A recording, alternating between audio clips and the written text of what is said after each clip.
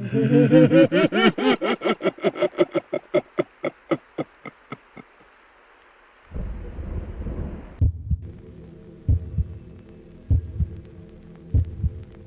happens when the place where you're supposed to be learning for your future becomes a nightmare you might not survive?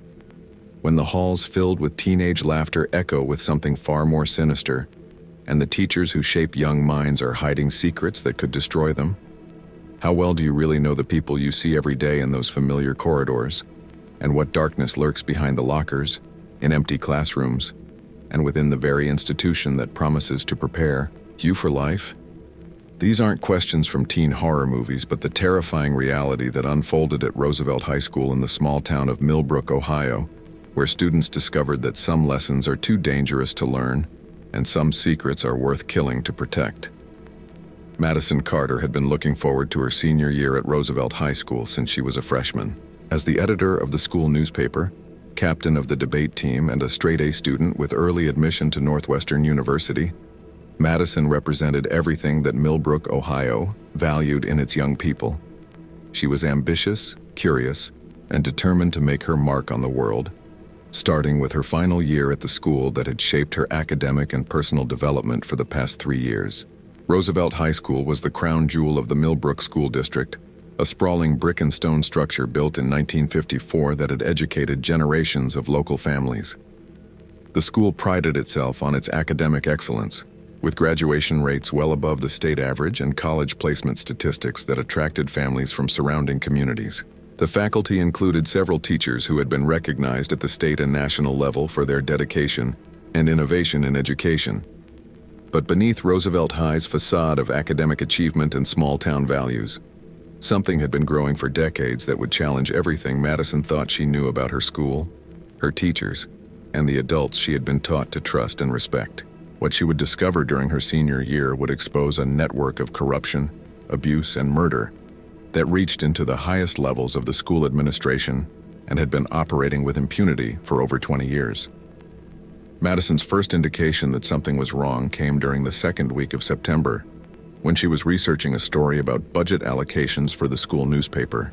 As editor, she had been granted access to certain administrative areas of the school that were typically off-limits to students, including the main office after hours and some faculty meeting spaces where she could conduct interviews with teachers and staff.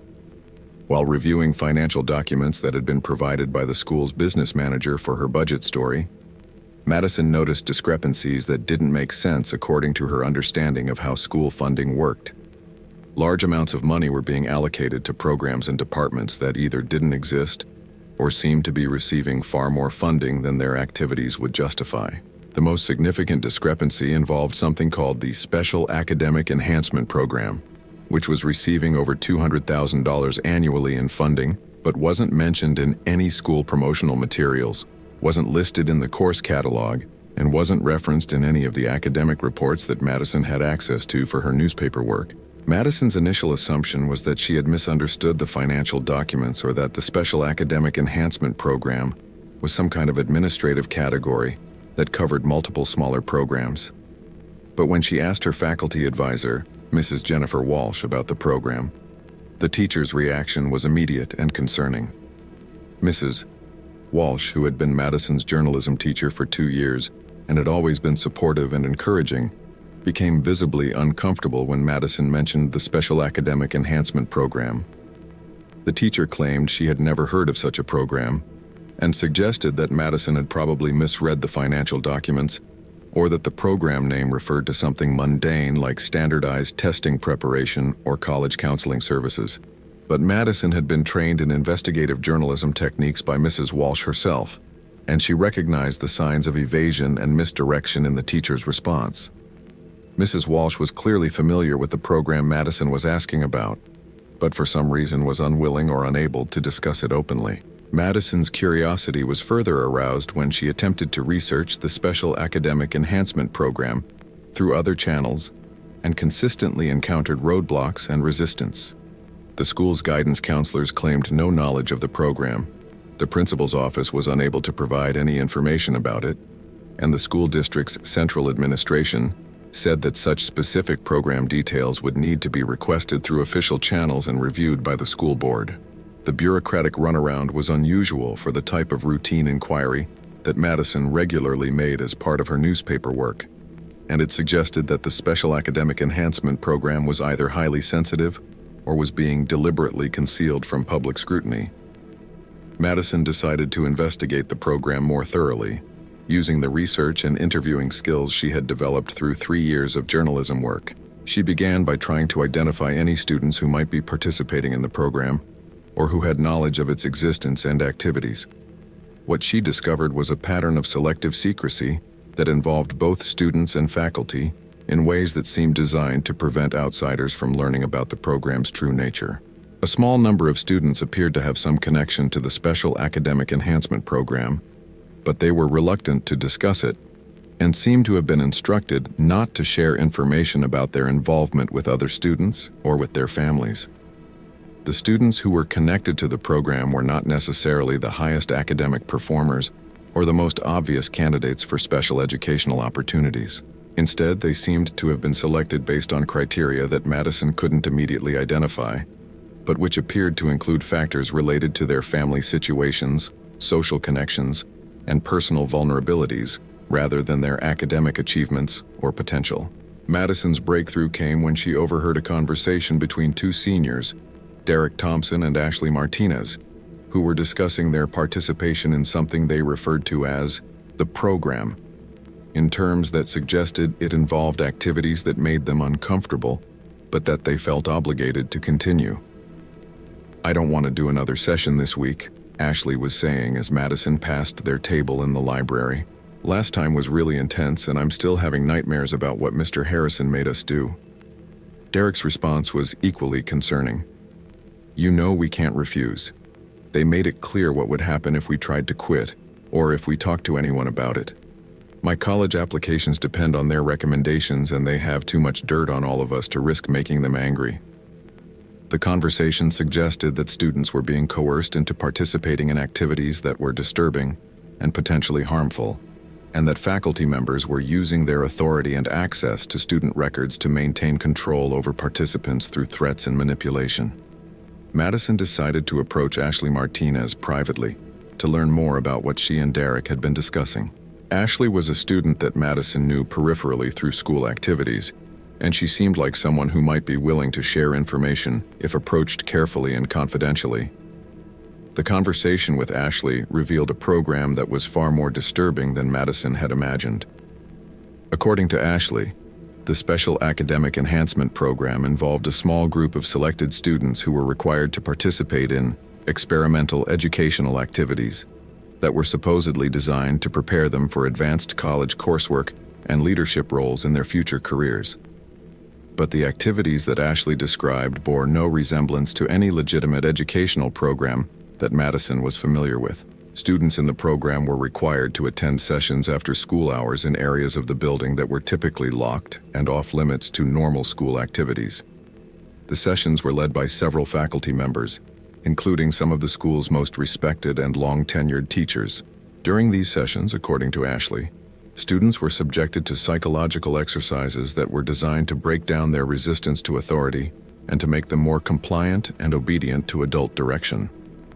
The exercises included role-playing scenarios that involved simulated violence, degradation, and exploitation, and students who resisted or questioned the activities were punished through academic retaliation and threats against their future educational opportunities. "They told us that the program was preparing us for the realities of adult life and professional success," Ashley explained to Madison during their private conversation. "They said that learning to obey authority without question and to suppress our own moral objections was essential for achieving our goals and getting into good colleges." Ashley also revealed that the program involved activities that were clearly illegal and abusive, including the creation of compromising photographs and videos that were used to ensure student compliance and silence. Students who participated in the program were gradually drawn into increasingly serious and dangerous activities, with their previous participation being used as leverage to prevent them from refusing new demands or reporting the program to authorities. Madison realized that she was uncovering evidence of a systematic pattern of abuse and exploitation that was being conducted by faculty members against students, using the school's authority structure and the students' academic ambitions to maintain control and silence. The Special Academic Enhancement Program was actually a sophisticated grooming and exploitation operation that had been operating within Roosevelt High School for years. Madison's investigation became more dangerous when she attempted to document the evidence she was gathering and to identify all of the faculty members who were involved in the program.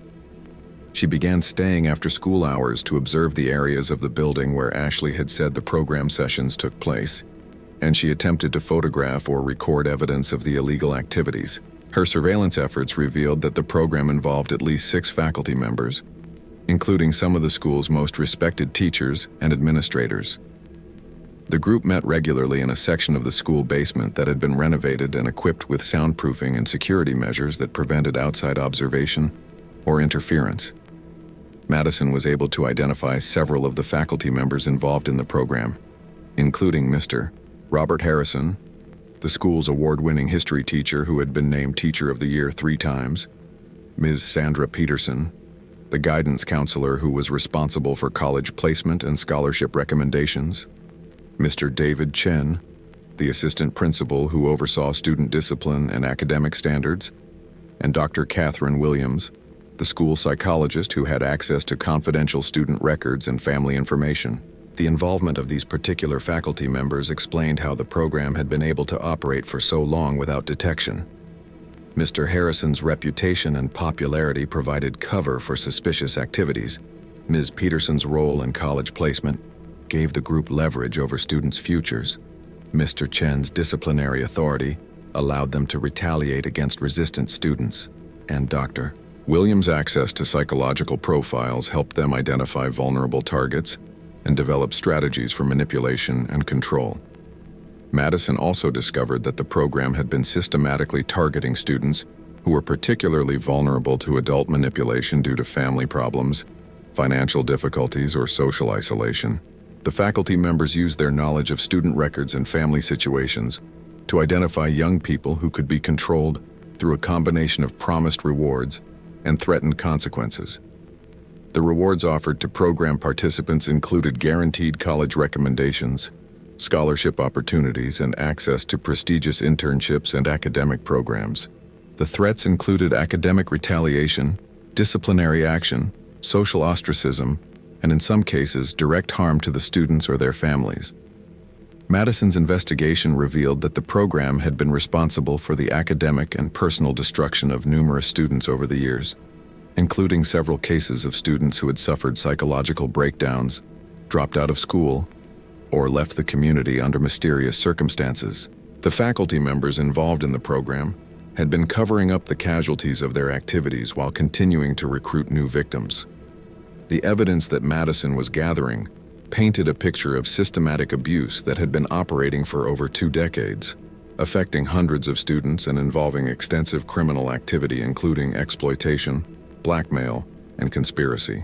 But Madison also realized that her investigation was putting her in serious danger, as the faculty members involved in the program would go to great lengths to protect their criminal enterprise. Madison's fears about her safety proved to be justified when she began experiencing suspicious incidents that suggested she was being watched and potentially targeted by the program's organizers. Her locker was broken into and searched, her personal belongings were moved or tampered with, and she began receiving anonymous messages warning her to stop asking questions about school programs and faculty activities. More concerning were the changes in how certain faculty members interacted with her. Teachers who had previously been supportive and encouraging became distant and critical.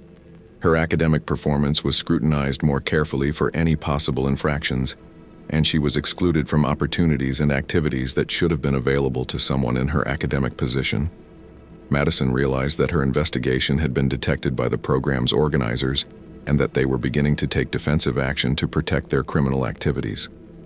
The faculty members involved in the program were using their authority and access to student records to gather information about Madison's vulnerabilities and to develop strategies for discrediting or silencing her.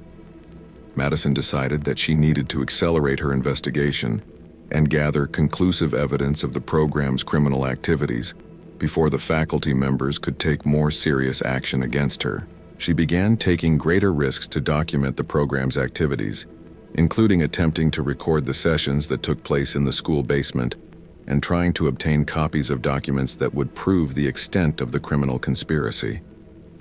Her most dangerous investigative effort involved breaking into the school after hours to access areas where the program sessions took place and to search for physical evidence of the criminal activities. Madison used her knowledge of the school's security systems and her access to certain areas as newspaper editor to gain entry to parts of the building that were normally off-limits to students. What Madison discovered in the basement areas where the program operated was far worse than anything Ashley Martinez had described to her. The renovated rooms contained equipment and materials that were clearly designed for the production of exploitative materials and for the physical and psychological abuse of students. The walls were lined with cameras and recording equipment, and filing cabinets contained thousands of photographs and videos documenting years of criminal activity. Madison also found detailed records of the program's activities, including lists of current and former participants, documentation of the coercion and threats used to maintain student compliance, and financial records showing that the faculty members were receiving substantial payments from outside sources for the materials they were producing using student victims. The records revealed that the Special Academic Enhancement Program was actually part of a larger criminal network that operated in multiple schools and communities, with the Roosevelt High School operation serving as a particularly productive source of young victims for exploitation and abuse. The faculty members involved in the program were being paid significant sums by criminal organizations that specialized in the production and distribution of exploitative materials.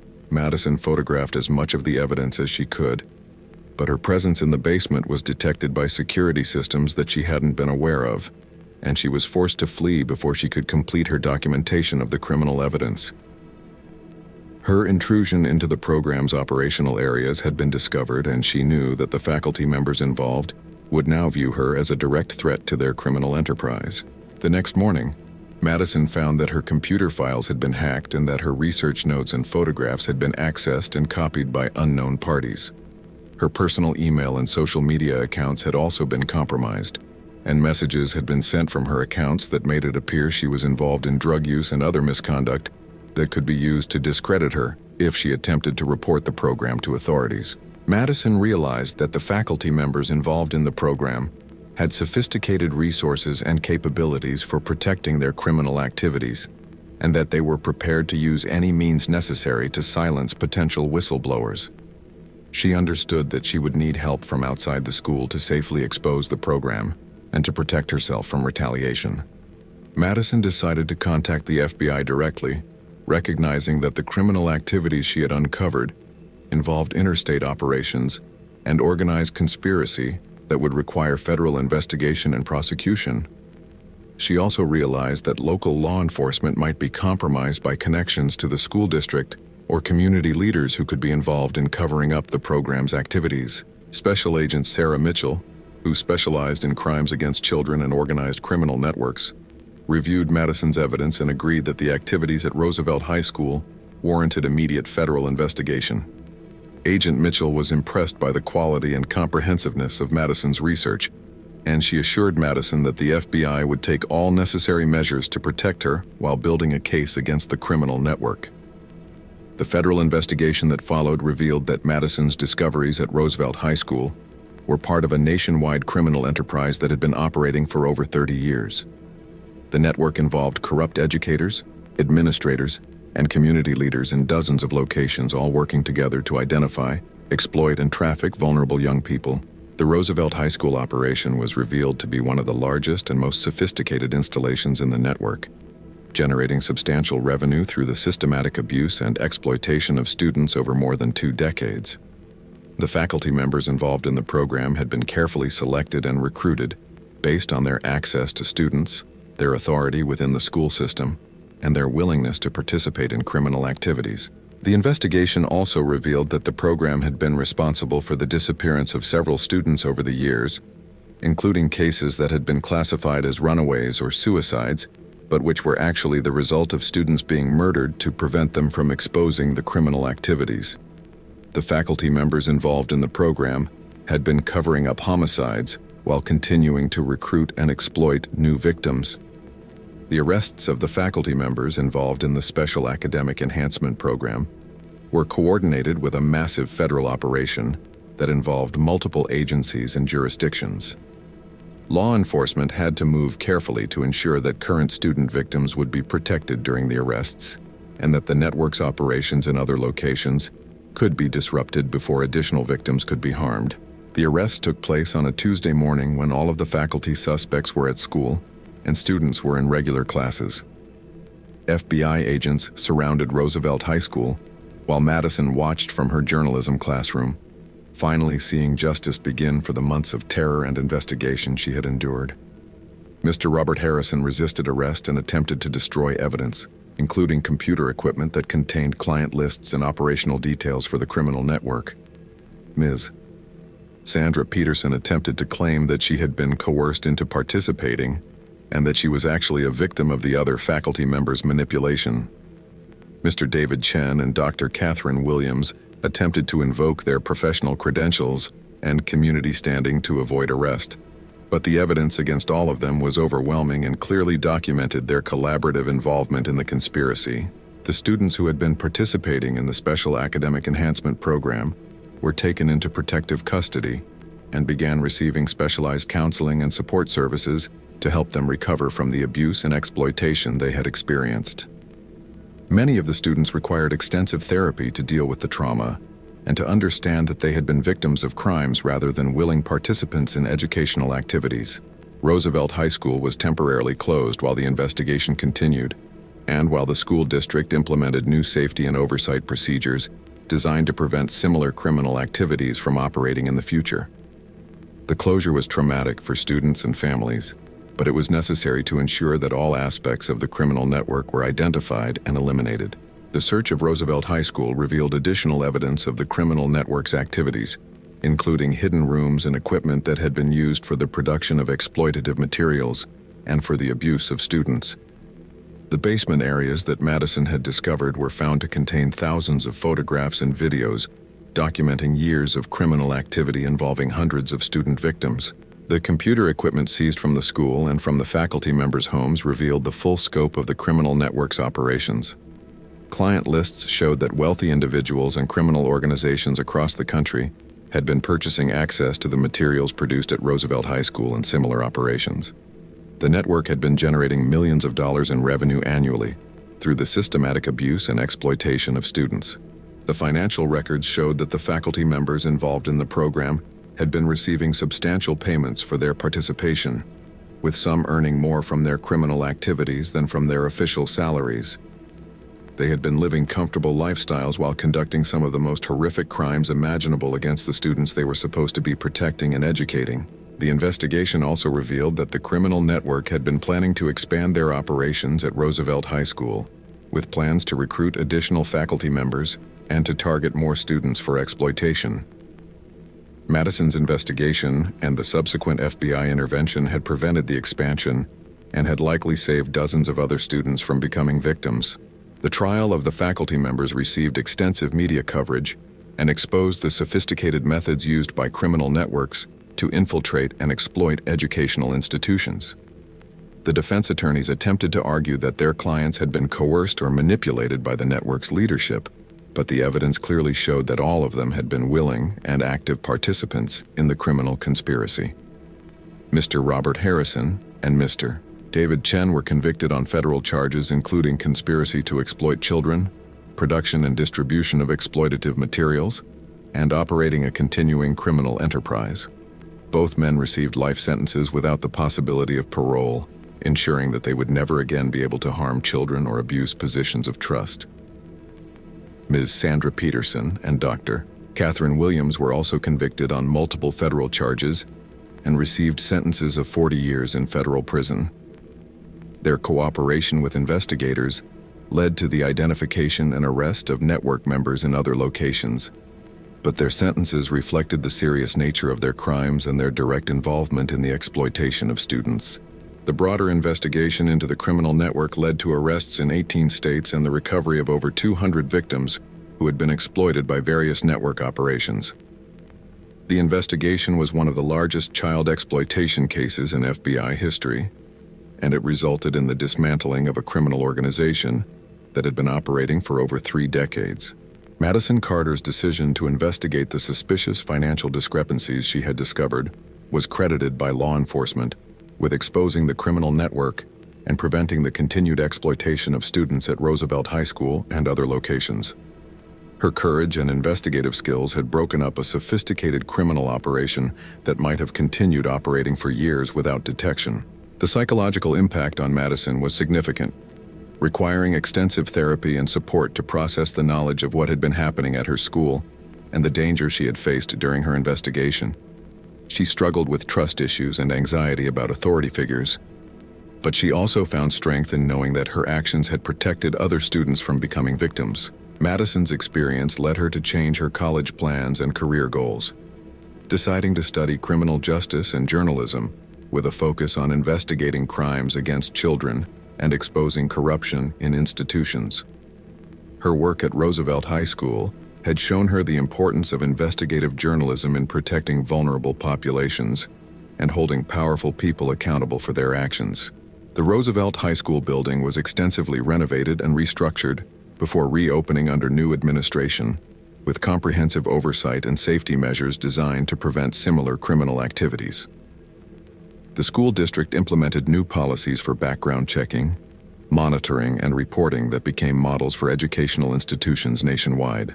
The case led to significant changes in how law enforcement agencies investigate reports of suspicious activities in schools and other institutions that serve children. Training programs were developed to help investigators recognize the signs of organized exploitation and to understand the sophisticated methods used by criminal networks to infiltrate trusted institutions. The FBI used the Roosevelt High School case to educate communities and school systems nationwide about the methods used by criminal networks to identify and exploit vulnerable students. Public awareness campaigns emphasized the importance of students feeling safe to report suspicious behavior and the need for adults to take such reports seriously and investigate them thoroughly. Madison's investigative methods and documentation techniques became training materials for student journalists and young investigators, demonstrating how careful research and courageous reporting could expose even the most sophisticated criminal operations. Her work showed that young people could make significant contributions to protecting their communities when they were willing to ask difficult questions and pursue the truth despite pressure and threats. The case established important legal precedents for prosecuting criminal networks that operated within educational institutions and for protecting young investigators who exposed corruption and abuse. The evidence-gathering techniques and safety protocols developed during Madison's investigation became standard practices for similar cases involving institutional corruption. The students who had been victims of the Special Academic Enhancement Program continued to receive support and counseling to help them recover from their experiences and rebuild their lives. Many of them became advocates for student safety and institutional accountability, using their experiences to help prevent similar exploitation in other schools and communities. The community of Millbrook was forever changed by the revelation that their respected high school had been harboring a criminal network for over 2 decades. The case shattered assumptions about institutional trustworthiness and community safety, but it also demonstrated the power of individual courage and determination in exposing corruption and protecting vulnerable people. The empty offices and classrooms that had been used for the criminal program were converted into counseling centers and safe spaces for students, symbolically transforming areas that had been used for exploitation into resources for healing and support. The renovation of these spaces provided closure for victims and demonstrated the community's commitment to preventing similar crimes. The investigation revealed that similar networks were likely operating in schools and institutions across the country, leading to increased federal resources for investigating and preventing organized exploitation of students. The Roosevelt High School case became a template for recognizing and responding to institutional corruption that threatened student safety. The success of Madison's investigation was attributed not only to her investigative skills and courage, but also to her understanding of journalism ethics and her commitment to protecting sources while exposing the truth. Her work demonstrated that student journalists could play crucial roles in holding institutions accountable and protecting their fellow students from exploitation and abuse. Years later, Madison continued to work as an investigative journalist specializing in crimes against children and institutional corruption. Her experience at Roosevelt High School had shaped her career and her commitment to using journalism as a tool for justice and protection of vulnerable populations. The faculty members who had been involved in the criminal network remained in federal prison, their careers and reputations destroyed by their participation in crimes against the students they had been trusted to educate and protect. Their cases served as warnings to other educators about the serious consequences of abusing positions of trust and authority. The criminal network that had operated through Roosevelt High School and other institutions was largely dismantled through the investigation that followed Madison's discoveries, but law enforcement officials remained aware that similar organizations were likely developing new methods and locations for exploiting vulnerable young people. In the end, what had begun as a routine newspaper story about school budget allocations had exposed one of the most sophisticated child exploitation networks in recent American history. Madison Carter's curiosity and courage had transformed a potential lifetime of victimization for hundreds of students into a victory for justice and child protection. The story served as a powerful reminder that corruption and exploitation could exist within the most trusted institutions, but it also demonstrated that individual determination and ethical journalism could successfully challenge even the most entrenched criminal operations. Madison's willingness to ask difficult questions and pursue dangerous investigations had saved countless students from continued abuse and had helped dismantle a criminal network that had operated with impunity for decades. The lasting legacy of the Roosevelt High School case was not just the successful prosecution of the criminals, but the awareness and protective measures that it inspired in educational institutions across America. Madison's investigation proved that students could be powerful advocates for their own safety and that of their peers when they were trained to recognize suspicious behavior and were supported in their efforts to report and investigate potential crimes.